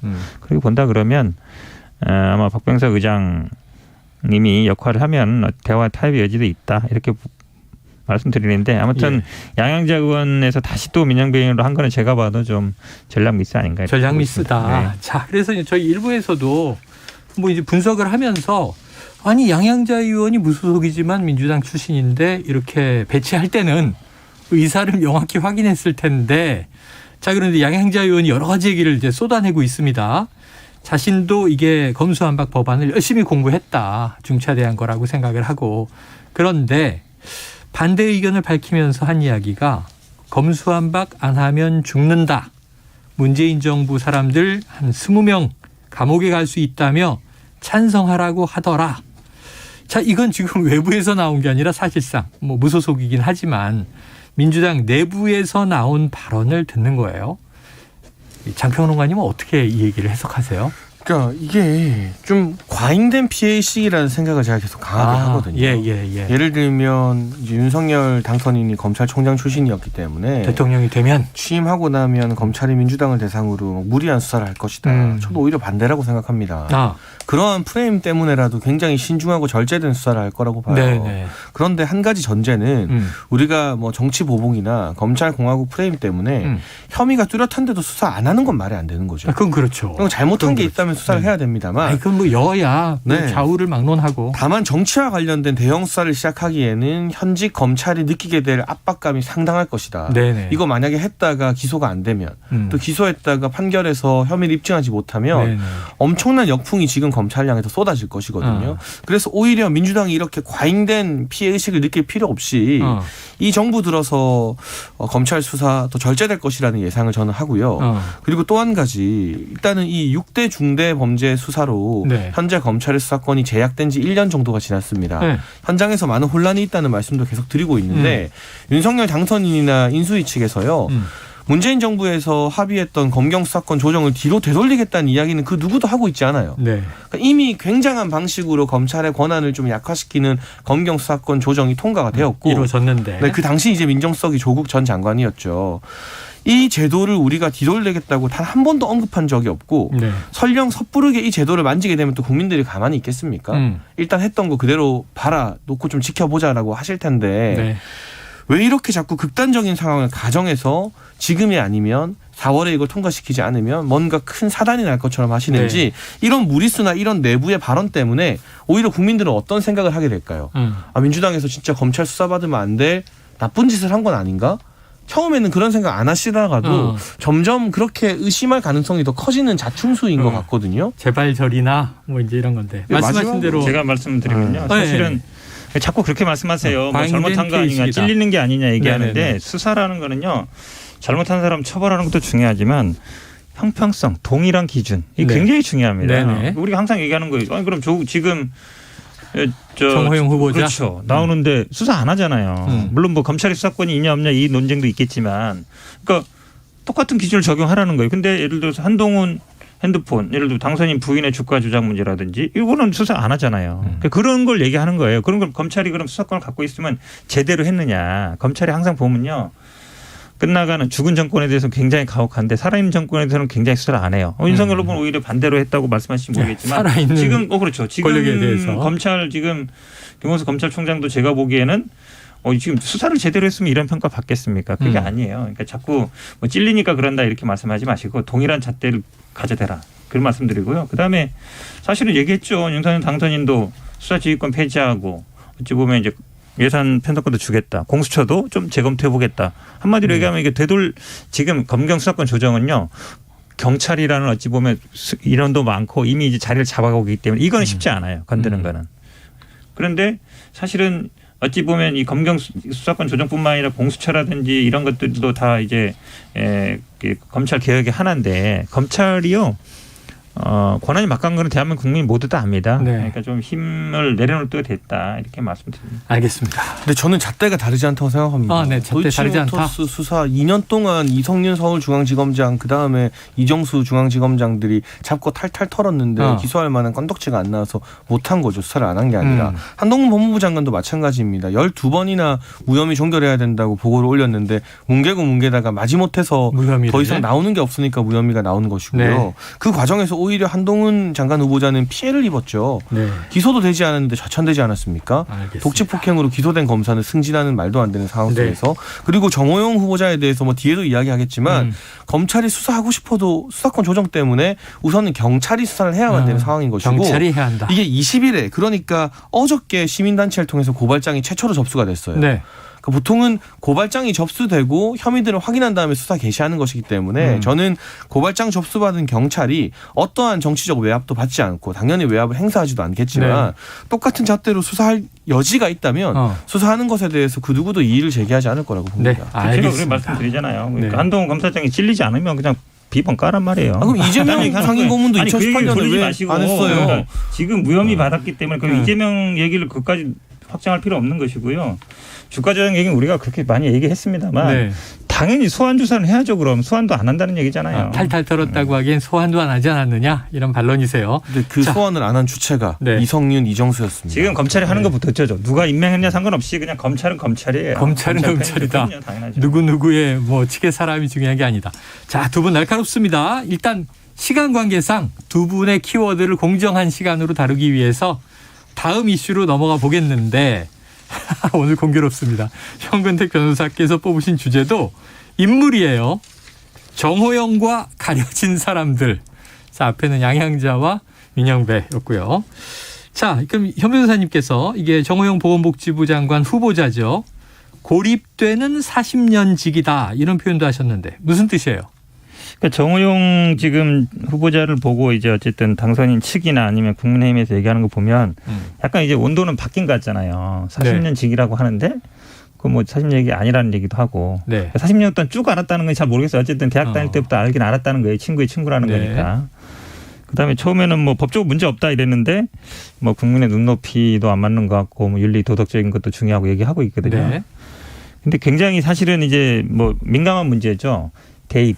거나 뭐 조국 장관이 아들 딸을 그 서울대 로스쿨에 편입시킨 게 아니거든요. 근데 이건 그런 셈이잖아요. 본인이 다니는 대학에서 그렇죠. 부원장, 원장 하면서 둘 다 편입했는데 한 분은 처음 되고 두 번째 아들은 나중에 이제 지역 균형으로 됐단 말이죠. 근데 그분은 또 보통 이분이 아드님이 삼수를 하셨는데 보통 삼수하면 보통 1, 2학년 정도 다니다가 이제 군대 갔다 와서 이렇게 하거든요. 근데 군대도 결국은 현역이다가 나중에 이제 사회복무를 했잖아요.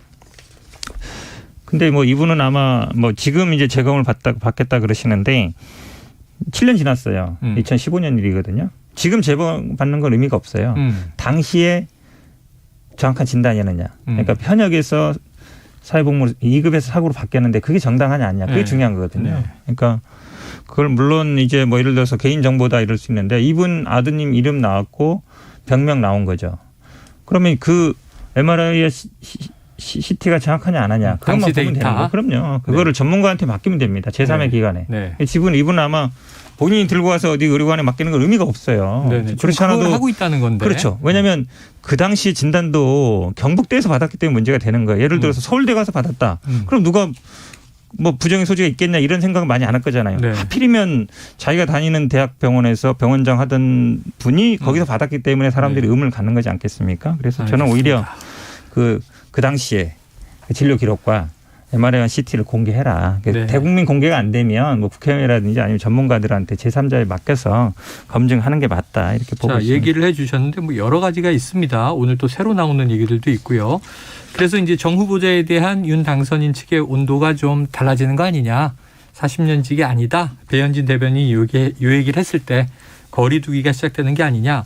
근데 문제는 이제 지방선거를 앞두고 국민의힘 내부에서도 좀 공개적인 사퇴 요구가 나오고 있어요. 자, 장 단장님은 어떤 입장이십니까? 저는 여론이 굉장히 심각하다는 걸 날이 갈수록 더 인지하고 있는 입장이고요. 그리고 일단은 청문회를 지켜보고 청문회에서 해명하는 것을 본 다음에 숙고해서 결정하겠다라는 것이 공식 방침인 것 같습니다만 과연 청문회까지 갈 수 있을까? 왜냐하면 국민들의 어떤 분노나 국민들의 어떤 불만이 제가 처음에 예상했던 것 이상으로 상당히 높다는 걸 제가 솔직하게 인정하지 않을 수가 없습니다. 그리고 이 사안에 있어서 불법적인 여부가 있었느냐 안 있었느냐는 그렇게 중요한 쟁점이 아닌 것 같아요. 그건 추후에 필요하다면 수사기관에서 적법한 절차를 통해서 밝혀내야 될 부분인 것이고 국민 눈높이라는 매우 까다로운 검증 기준을 윤석열 정부에서 보다 엄격하게 스스로 적용해야만 5년 만에 이 정권 교체를 허락해 주신 국민들에게 보답을 하는 길이 되는 것이거든요. 물론 조국 전 장관 사태와 동일 비교할 수는 없습니다. 그 당시에 불거졌던 수많은 의혹이나 그리고 정호영 이 장관 후보자 아들이나 딸의 문제를 보게 되면 뭔가 서류를 조작하거나 위조했다거나 이런 정황은 나오지 않고 있거든요. 그러나 그럼에도 불구하고 우리가 국민들께 드릴 수 있는 말이 조국 전 장관보다는 낫잖아요 정도가 되면 안 되거든요. 그런 관점에서 지금의 어떤 여론이 왜 이렇게 안 좋은가 정무적인 다른 고려사항을 생각할 것이 아니라 국민들의 눈높이나 국민의 요구에 우리가 어떤 답변을 진솔하게 내놓을지 보다 깊은 숙고가 필요하다 정도로 말씀드리고 싶습니다. 조국 장관하고 자꾸 비교하시는데 말씀드리잖아요. 조국 장관 아들 딸을 서울대 로스쿨에 편입시킨 게 아니에요. 그 당시엔 서울대 무슨 학술 세미나에 참여했느냐 안 했느냐. 그게 이제 증명서가 맞느냐. 그렇죠. 그다음에 그 어머니가 다니던 대학에서는 뭐 표창장이 맞냐 틀리냐. 근데 그 당시는 다 이렇게 압수수색을 한 거예요. 그러니까 나온 거잖아요. 근데 여기는 이제 수사를 안 한 거죠. 말씀처럼 이게 검찰의 수사권은 없어요. 왜냐하면 공무방해라는 업무방해 때문에 경찰의 수사권이 있는데 만약 지난번 같으면 기억하시잖아요. 인사청문회 기간 중에 다 압수수색하고 인사청문회 하는 날 기소하고 했단 말이죠. 없는 게 아니라 이거는 수사를 안 하는 게 문제다. 그리고 문제의 상황 심각성은 훨씬 더 크죠. 말씀드리잖아요. 조국 장관이 예를 들어서 본인이 아는 사람들이 면접을 봐서 아들 딸을 서울대 로스쿨에 편입을 시켰다. 그럼 안 되니까 그다음에 뭐 지역 할당으로 편입시켰다. 알겠습니다. 그 정도 가지고 조국 장관의 아들이 군대도 나중에 현역받았다가 사회복무를 했다. 이 정도 돼야 같은 급인 거죠. 자, 그런데 지금 뭐 장 단장님이 이제 방어하는 입장이 아니에요. 청문회까지 갈지도 모르겠다. 예를 들면 여론은 더 나빠지고 있다. 이렇게 얘기를 하셨어요. 예를 들면은 뭐 허위나 위조가 있었느냐 없었냐 가지고 저도 뭐 반박을 하려면 할 수 있지만 조국 전 장관이 더 심한 부분에 대해서 그런데 그렇게 막 열심히 방어하고 싶은 열정이 별로 안 드는 거예요. 그거 자체가 국민적 눈높이가 이 사안에 대해서 그리고 새로운 정부에 대해서 얼마나 높은 기대감을 가지고 있는지를 말해주는 반증이라고 생각하거든요. 그렇다면 각자가 윤석열 정부 성공을 위해서 정말 선당후사 또 선정후사 이런 생각을 해야 될 필요가 있는 시점 아닌가. 뭐 결단이라는 단어를 제가 쓰진 않겠습니다만 고민이 많이 되는 지점입니다. 자, 그런데 이제 저희가 일부에서 이런 얘기 제가 좀 놀랐어요. 뭐냐면 이 정호영 후보자의 말이에요. 국민적 눈높이가 이 법적인 것만이 아니라 도덕 윤리적인 기준까지를 얘기한다면 그래도 나는 한 점 부끄러움이 없다. 그래서 세다 이렇게 생각을 했는데 그다음에 바로 나온 보도가 이거예요. 이 2020년 3월이니까 코로나가 한참 퍼지면서 이른바 신천지발 사태, 대구 경북이 상당히 위험했습니다. 이 대구 지역 의료진이 코로나 사투를 벌일 때 정 후보자 본인이 대구의 술집과 식당에서 이때 외출 자제령이 계속 나오고 있을 때였는데 늦은 밤에 법인카드를 긁었다. 이거는 현 변호사님 어떻게 보세요? 그렇죠. 오늘 아마 제가 관련된 단독 기사만 한 5개 본 것 같아요. 보건복지부 장관 후보자이기 때문에 그렇죠. 밤에 뭐 이제 야간 시간에 뭐 유용 주점은 아니라고 합니다만 뭐 카페일 바나 호프집 같은 3월 10일, 그렇죠. 15일, 16일, 19일 10만 원에서부터 40만 그렇죠. 원대까지. 근데 이것뿐만 아니라요. 오늘 뭐 그 보도 나온 거 보면 그 특별 전형 만들 때 교수도 10명이 동료 교수들이 그 초안을 짰는데 그 명단 공개하라 그랬더니 공개 안 한다 그랬거든요. 네, 지역 특별 전형으로 그렇죠. 아들이 들어갔습니다. 그다음에 그 아들을 편입 전형하는 기간에 평가위원장을 또 3번 만났다는 보도가 있었고요. 그 아들 논문 지도 교수는 경북대 사업과 또 84억짜리 사업을 같이 했던, 그러니까 아들이 그 전자공학과 다녔잖아요. 네. 그러니까 서울대 아니라 경북대 병원사의 그런 사업 파트너였다. 그래서 석박사들은 안 들어갔는데 학사인 그 아들이 공동저자로 들어갔다는 보도도 있었고, 그죠? 그다음에 논문에 대해서도 사실은 외국 논문을 거의 번역한 거 아니냐.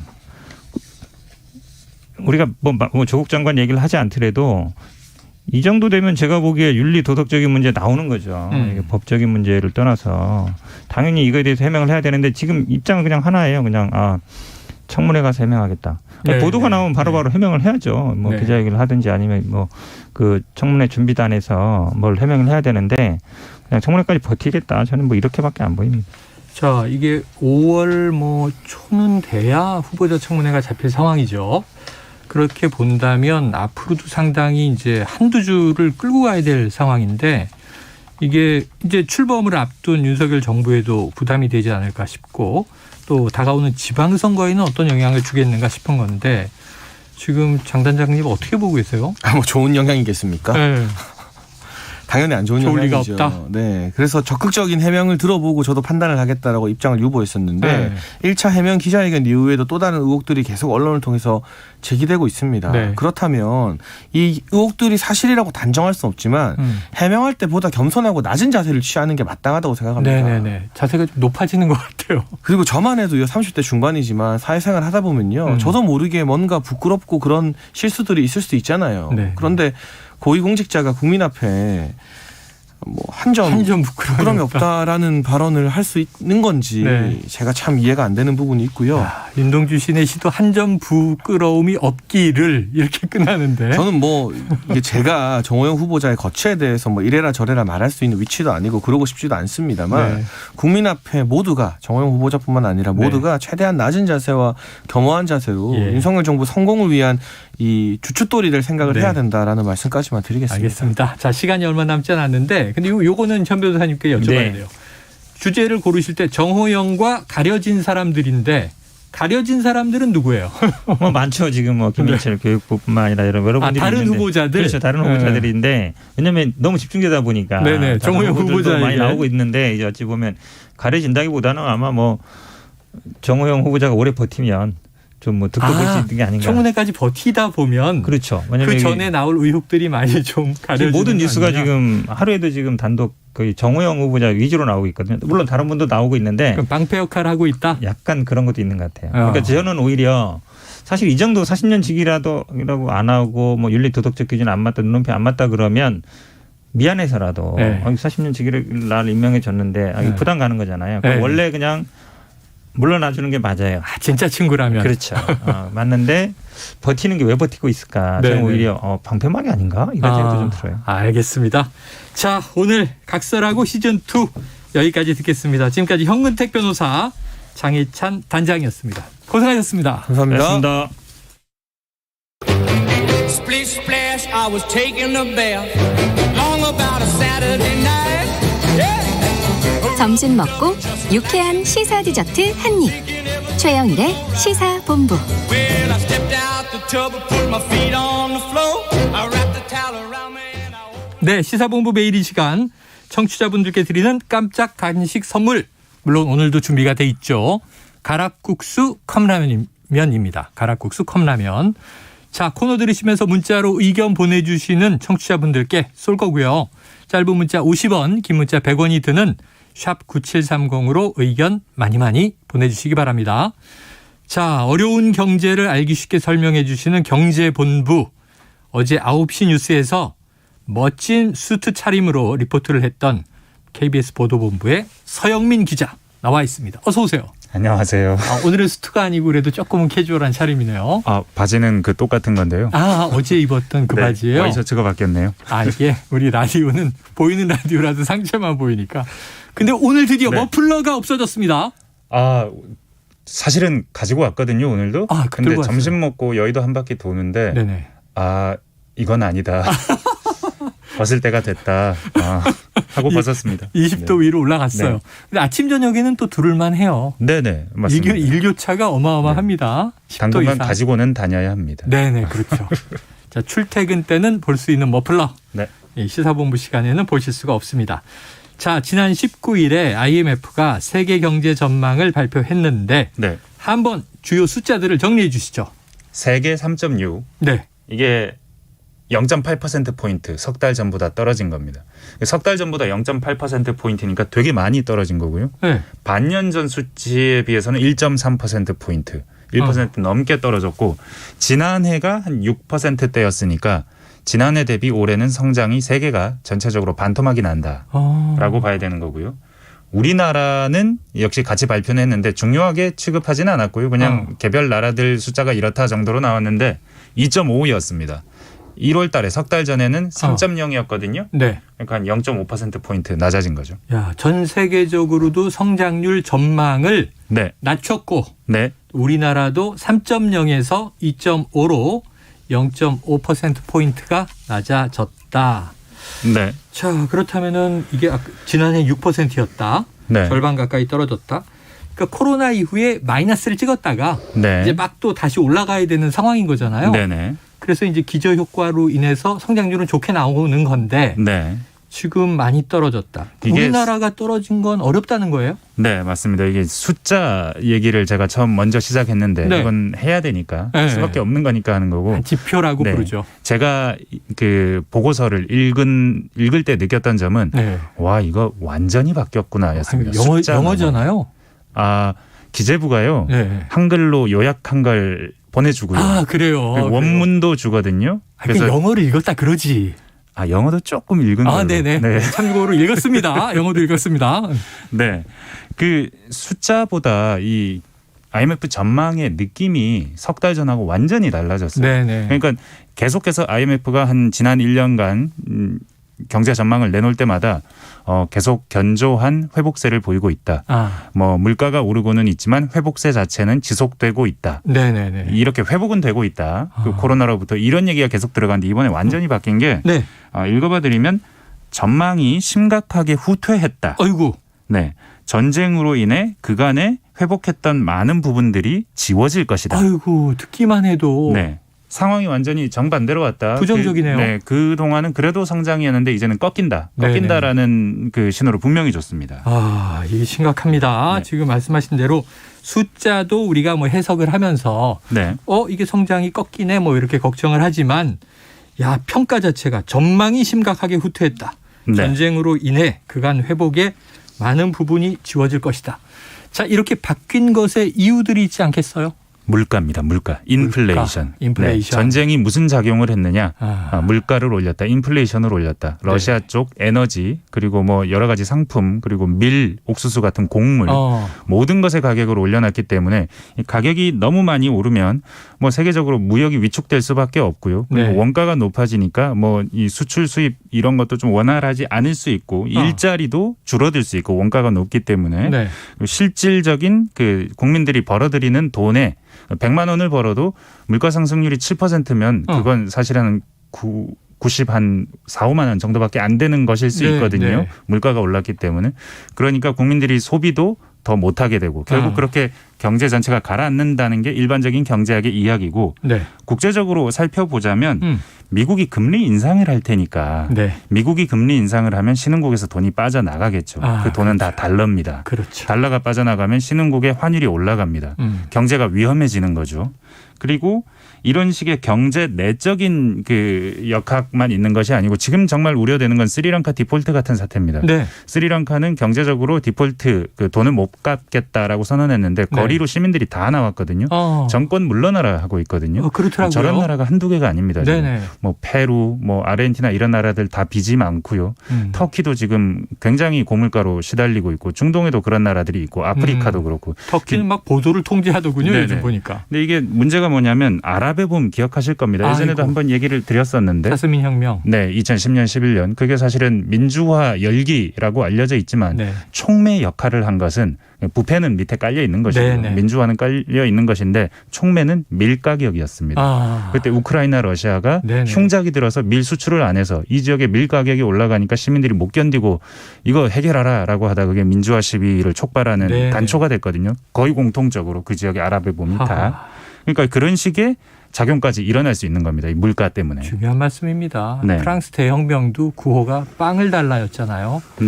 파리에 빵의 공급이 부족해지자 민심은 들끓고 결국은 체제의 전환까지도 민중들이 일으키게 되는 건데 세계적으로는 그렇습니다. 우리에게는 어떤 영향이 있을까요? 일단 광주 글로벌 모터스.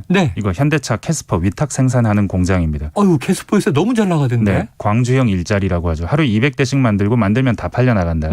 한 달에 한 6,000대, 7,000대 팔린다는 얘기니까 굉장히 인기 차종이라는 얘기인데 3일 전부터 공장이 멈춰섰습니다. 멈췄어요? 네. 중국에서 와야 되는 부품 하나가 안 와서. 부품 하나 때문에. 무슨 유닛 이런 반도체 같은 부품 같았는데 그게 안 와서 지금 공장이 멈춰섰다. 이거 예전에 2020년에 현대차가 중국에서 전선 뭉치 수입 못해서 그때도 공장이 한 며칠 멈춰섰던 적이 있습니다. 와이어링 하네스. 딱 기억나네요. 와이어링 하네스 번역하면 전선 뭉치거든요. 고작 전선 뭉치 때문에 이번에도 마찬가지인 겁니다. 똑같은 일이 반복되는 게 지금 제로 코로나, 중국 제로 코로나 때문입니다. 길게 얘기할 수는 없고 결국 그것 때문에 상하이 봉쇄해서 우리나라 자동차 회사들 많이 어렵고 그리고 또 국제적인 원자재 가격 상승 때문에 철근 가격이 많이 올랐거든요. 그래서 건설 현장 철근 콘크리트가 너무 비싸답니다. 그래서 철근 콘크리트 업체들이 지금 이 가격에 공사 못한다. 공사비 기성비 더 올려달라. 안 올려주면 공사 못해 하고 업체들이 사실상의 파업에 들어가 있습니다. 전라권에서. 지금 이런 병목 현상, 가격 상승 현상이 우리나라도 곳곳에서 벌어지고 있습니다. 당장 글로벌 공급망 문제. 자, 그런데 이제 IMF 지금 말씀하신 것들을 쭉 종합하면 이제 중단기. 그럼 장기적으로도 의미심장한 전망을 내놨는데. 맞습니다. 뭡니까? 저는 이게 가장 재밌었는데 충분히 설명을 드리고 싶은데 3분 정도. 사실은 2분 남았어요. 국제경제 질서 75년 체제가 넘어갈 수 있다. 끝날 수 있다. 다음 체제로 넘어가게 될 수 있다고 IMF가 말했습니다. 이게 지금 의미심장한 게 뭐냐면 이런 얘기 유튜브에서 많이 하거든요. 경제 블록화된다. 그리고 그런 얘기들 뉴스 언론에도 나오는데 IMF가 이 말을 했다는 건 의미가 완전히 다릅니다. 그래요? 국제적으로 가장 공신력 있는 경제 전망하는 기관에서조차 국제 경제가 분절될 수 있다. 영원히 쪼개질 수 있다. 이런 얘기를 하는 거거든요. 글로벌 공급이라는 건 다 뒤섞여 있는 건데. 러시아 쪽을 제재를 지금 계속하고 있는데 전쟁이 끝난들 이 제재를 멈출까? 유럽이 이제 러시아로부터 에너지 독립을 하려고 할 거고 그리고 계속해서 달러는 못 쓰게 할 가능성이 높고 그렇게 되면 러시아는 중국과 붙을 테고 그렇게 되면 자연스럽게 이런 경계선이 생긴다는 겁니다. 영구적인 경계선. 그렇게 될 거라는 겁니다. IMF가 이런 말을 했다는 건 아주 의미심장합니다. 그럼 당장 우리는 글로벌 공급망 안에서 수출국 무역 국가잖아요. 우리는 어떤 압력을 받게 돼요? 사실 지금까지는 양쪽에 다 발 담그고 있었거든요. 지금 중국 중심의 RCEP이라는 것 이미 가입을 했고 그리고 일본 중심 사실은 이게 일본 미국 중심이었는데 미국이 여기서 빠져나갔죠. CPTPP 여기 지금 가입 추진한다고 했죠. 경제협정을 이렇게 살짝 발을 둘 다 담궈 놓으면 좀 괜찮지 않을까 이런 생각을 했는데 근데 미국이 이제 이런 거에는 관심이 없어요.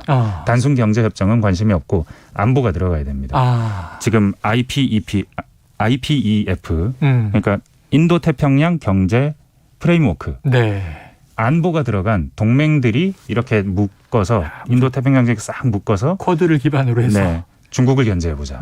노골적으로 경제 안보 개념을 넣은 이런데 우리나라 지금 들어오라고 요청을 했거든요.